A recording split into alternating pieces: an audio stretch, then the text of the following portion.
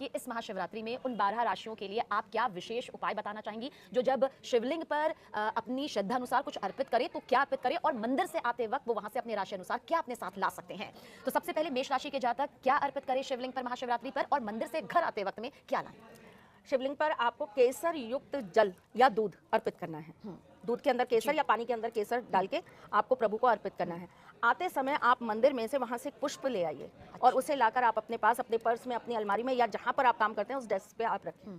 साथी त्रिशला जी, वो पुष्प जो पहले से महादेव पर अर्पित हैं, या वो पुष्प जो खुद से चढ़ाए गए हों? कोई भी पुष्प जो उनको चढ़ गया, वो चाहे आपने चढ़ाया चाहे मैंने चढ़ाया, वो उनका हो गया, तो उनसे हमें जो भी प्राप्त होगा वो प्रसाद होगा। तो ये मेष राशि के जातकों के लिए आप सलाह देती हैं कि जब वो मंदिर से घर आए तो अपने साथ में शिवलिंग पर अर्पित किया हुआ पुष्प अपने साथ में लाएं। वृषभ राशि के जातकों को महाशिवरात्रि पर शिवलिंग पर क्या खास अर्पित करना चाहिए, और साथ ही मंदिर से घर लौटते वक्त अपने साथ क्या कुछ लाना चाहिए? भस्म इनको अर्पित करनी चाहिए। महाशिवरात्रि पे भगवान को इनको भस्म अर्पित करनी चाहिए, और साथ में माँ गौरा को सिंदूर जी इन्हें अर्पित करना चाहिए, क्योंकि शिवरात्रि की रात्रि सिर्फ महादेव की नहीं है, वो शक्ति की भी है जी, शिव माँ की है। तो आपको उस दिन जो भी प्राप्त होगा उन दोनों से प्राप्त होगा, एक से प्राप्त नहीं होगा।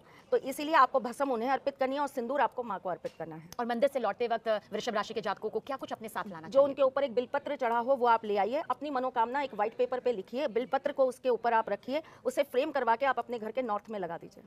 ये वृषभ राशि के जातकों के लिए आप वो अचूक उपाय बता रही हैं। अच्छा, मिथुन राशि के जातकों के लिए महाशिवरात्रि पर आप क्या खास ऐसा उपाय बताना चाहेंगी कि इस राशि के जातक शिवलिंग पर बस ये अर्पित करते हैं और उनकी मनोकामना? शिवरात्रि की जो पूजा होती है सबीना जी, लोग ना सुबह से चालू होते हैं और प्रभु को सुबह से जल अर्पित कर रहे होते हैं, भोग लगा रहे होते हैं, सब काम कर रहे होते हैं। जबकि शिवरात्रि का जो पूजन होता है वो शाम को 6 बजे से स्टार्ट होता है और 4 पहर का होता है, सुबह तक का 12 घंटे का होता है, और यही 4 पहर की पूजा विशेष मानी जाती है। अब इस 4 पहर में अगर आप एक पहर भी अगर भोलेनाथ का पूजन कर लेते हैं तो यह आपके जीवन में एक महापरिवर्तन का योग बना देता है। तो आपको रात्रि के वक्त, यानी कि जब सूर्य ढल जाए उसके बाद आपको जाकर भोलेनाथ के मंदिर में 7 घी के दीपक जलाने हैं। मिथुन राशि के जातकों को जी ठीक है। और वहां से प्रसाद में आप पंडित जी से कहिए वो आपको जो भी फल दे दे, अच्छा फल, वो आपको उनसे लेकर आना है। ये मिथुन राशि के जातकों के लिए है। कर्क राशि के जातकों के लिए भी जान लेते हैं। साथ ही तृष्णा जी, कर्क राशि के जातकों को महाशिवरात्रि का के इस शुभ अवसर पर, इस पवित्र सबसे पावन अवसर पर क्या शिवलिंग पर अर्पित करना चाहिए, और मंदिर से आते वक्त अपने साथ क्या ऐसा लाएं कि बस खुशियों की ही बरसात? दूध अर्पित करना चाहिए। गाय का दूध इन्हें अर्पित करना चाहिए, और आते वक्त आपको वहां से थोड़ा सा जल, शिव मंदिर में जो भी स्थान है जहाँ पर नल लगा होता है या बाल्टी में शिव जी को अर्पित करने के लिए जो जल रखा होता है, वो जल इनको अपने साथ लाना चाहिए और उसका छिड़काव अपने घर में करना चाहिए। साथ ही तृष्णा जी, एक सवाल जो इस बीच हमारे जहन में आता है, हमने कई बार देखा है कि भक्त महादेव को जो जल अर्पित करते हैं, शिवलिंग पर जो जल अर्पित करते हैं लोटे से, वो अपने साथ घर भी ले जाते हैं। थोड़ा सा बहता हुआ जल, उसे कोई माथे पर लगाता है, कोई हल्का सा ग्रहण भी करता है। तो क्या ये एक सही प्रक्रिया का हिस्सा है? कर सकते हैं, इसमें कोई दिक्कत नहीं है। कोई नहीं, कोई दिक्कत नहीं है। अगर हम करना चाहते हैं तो हम ला सकते हैं जल, उससे हम अपने मस्तिष्क पे तिलक भी कर सकते हैं, उसे हम अपने घर में छिड़काव भी कर सकते हैं, उसे हम एक लोटे में रखकर अपने घर में नॉर्थ ईस्ट में स्थापित भी कर सकते हैं। तो देखिए, ये तो पवित्र जल है, प्रभु को छू गया तो वो और पवित्र हो गया और पावरफुल हो गया, तो आप उस जल को ला सकते हैं। जी, ये कर्क राशि के जातकों का हमने पूछा। सिंह राशि के जातकों के लिए महाशिवरात्रि का ये सबसे पावन अवसर किस तरह से शुभता लेकर आ रहा है, उन्हें शिवलिंग पर क्या अर्पित करना चाहिए? भांग। तो ये सिंह राशि के जातकों के लिए खास उपाय है कि शिवलिंग पर भांग अर्पित करें, और बेलपत्र आप वहां से लेकर आए। अच्छा, जब वापस आए तो जो शिवलिंग पर अर्पित है बेलपत्र वो आप साथ में लेकर आए। ये सिंह राशि के जातकों के लिए है।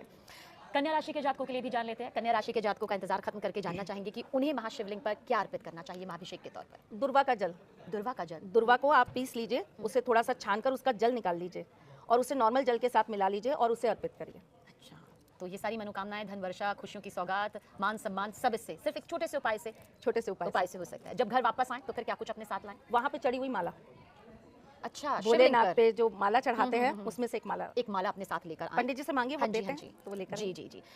तुला राशि के जातकों के लिए जान लेते हैं। तुला राशि के जातकों के लिए शिवलिंग पर क्या चढ़ाना महाशिवरात्रि के मौके पर शुभता का प्रतीक होगा? बेल का रस। अच्छा, बेलपत्र तो हमने, उसका एक फल भी आता है। हाँ जी, आपने देखा होगा। उसका जो रस होता है वो उस दिन आप शिव जी पर चढ़ाइए। अच्छा, सीधा बेल फल ना चढ़ाकर उसका रस निकालकर शिवलिंग पर अर्पित करें। और जब घर आए तो फिर क्या अपने साथ लेकर आए? कुछ पुष्प लेकर आइए, और एक धतूरा अगर आपको वहां पर मिल जाए तो धतूरा लेकर आइए। अच्छा, और उसे लाके लाल कपड़े में बांधकर अपने घर के मुख्य द्वार पे लगा दीजिए। अच्छा, वृश्चिक राशि के जातकों के बारे में भी जान लेते हैं। महाशिवरात्रि के सबसे पावन अवसर पर वृश्चिक राशि के जातकों को शिवलिंग पर क्या अर्पित करना चाहिए? शहद, मीठा। शहद अर्पित करना चाहिए। और आते समय जब आप वहां से आए तो आप थोड़ा सा जल जरूर लेकर आए मंदिर से।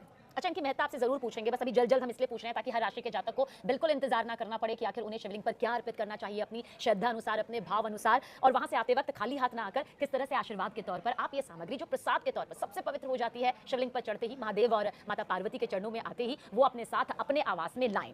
धनु राशि के जातकों के लिए महाशिवरात्रि का ये अवसर इतना ज्यादा खास, शिवलिंग पर वो क्या अर्पित कर सकते हैं? गन्ने का रस, गन्ने का रस। अच्छा, और क्या अपने साथ लेकर आए घर पर? बिलपत्र। बेलपत्र लेकर आए, फिर क्या जीवन में बदला? बिलपत्र एकमात्र ऐसा प्रसाद है, एक तो जैसे मैंने आपको बताया कि आप इसे फ्रेम करके रखिए, हस्बैंड वाइफ के रिलेशनशिप में कोई प्रॉब्लम है, आप अपनी दोनों की फोटो लगाइए, उसके पीछे बिलपत्र लगा दीजिए और पीछे जो है आप अपना नाम लिख के ये लिख दीजिए कि हम सदा एक दूसरे के साथ रहेंगे, हम सदा एक दूसरे से अपार प्यार करेंगे, हमारे बीच का प्यार कभी खत्म नहीं होगा। अपनी मैनिफेस्टिंग पीछे लिखिए और उसको फ्रेम करा के अपने बेडरूम में लगा दीजिए। तो बिलपत्र एक ऐसी ऊर्जा है, एक ऐसी एनर्जी है जो आपकी मैनिफेस्टिंग को पूरा करने का काम करती है। किसी का घर नहीं बन रहा है, किसी के पास प्रमोशन नहीं आ रहा है, किसी के पास धन नहीं आ रहा है, कोई कर्जे में है, बिलपत्र लेकर आइए, एक लाल रंग के कपड़े पे उसको फ्रेम कराइए और अपने घर के ईस्ट में लगा दीजिए। आपके घर, बंगले, गाड़ी, पैसे की जो भी मनोकामना है, ऋण की जो भी आप मुक्ति चाहते हैं, वो मैनिफेस्टिंग आपकी पूरी होने लग जाएगी। साक्षात भोलेनाथ का आशीर्वाद है वो आपके पास, तो आपको जरूर लाकर रखना चाहिए। तो देखिए, एक बेलपत्र अगर आप अपने श्रद्धानुसार अर्पित करते हैं तो आपका जीवन किस तरह से बदल सकता है, एक सकारात्मक बदलाव, और जिसे हम कहते हैं किस्मत का बदल जाना, किस्मत का पलट जाना, वो भी यहाँ पर संभव होता है।